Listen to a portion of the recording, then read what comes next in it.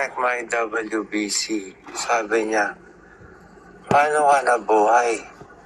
Our WBC is zero. If I do not put out this video, I will just die. The news will be, Doc Willie died one day.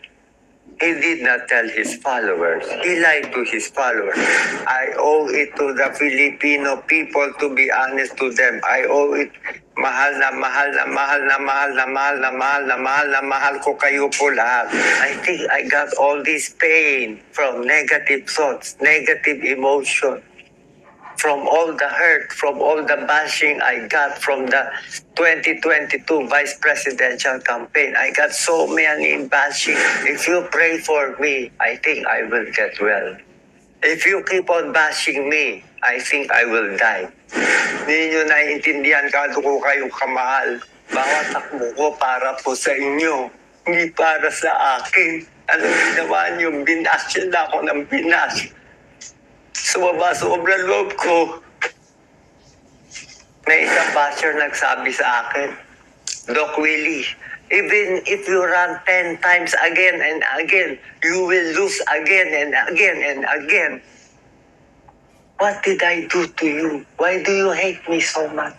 I saw my mom. My mom died. Nandun siya. Tinukuhan na niya ako eh.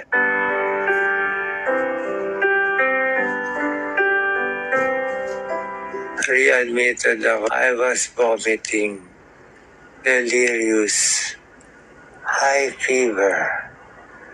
They checked my WBC. Sabi niya, paano ka nabuhay? Your WBC is zero. My BP was low, 85/60, dehydrated, sepsis, vasodilation of the artery, from possibly E. coli. Ow!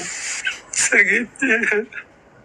Sakit niya. Sakit ang buko.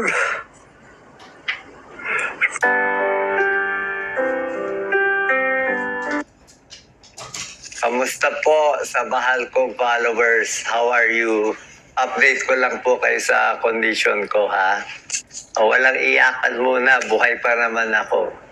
So today, ginagawa ko tong video, September 11, 2024. What time is it? 11 a.m. 10 a.m. Okay, 10 a.m. Ito parang may transformation po sa akin. Hindi ko alam. Parang, alam niyo, gabi-gabi, parang may pumapasok na spirito dito. Hindi ko alam ano na yan. At meron ako mga nakikita. Kukwento ko sa inyo. Sabi nga nila, yung mga may cancer patients, I have sarcoma. Para sa mga doktor, you can use me as your case study din, ha? Okay lang po, hindi ako magagalit. I will allow it. Use Doc Willie on case study. Ganito yan.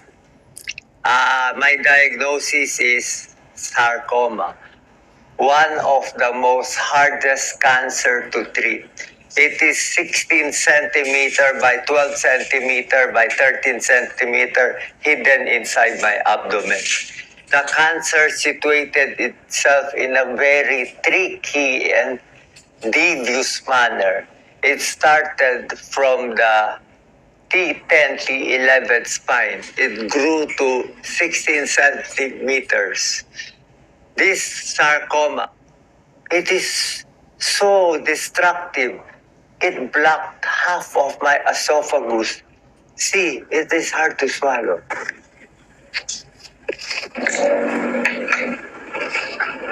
Ayaw pumasok.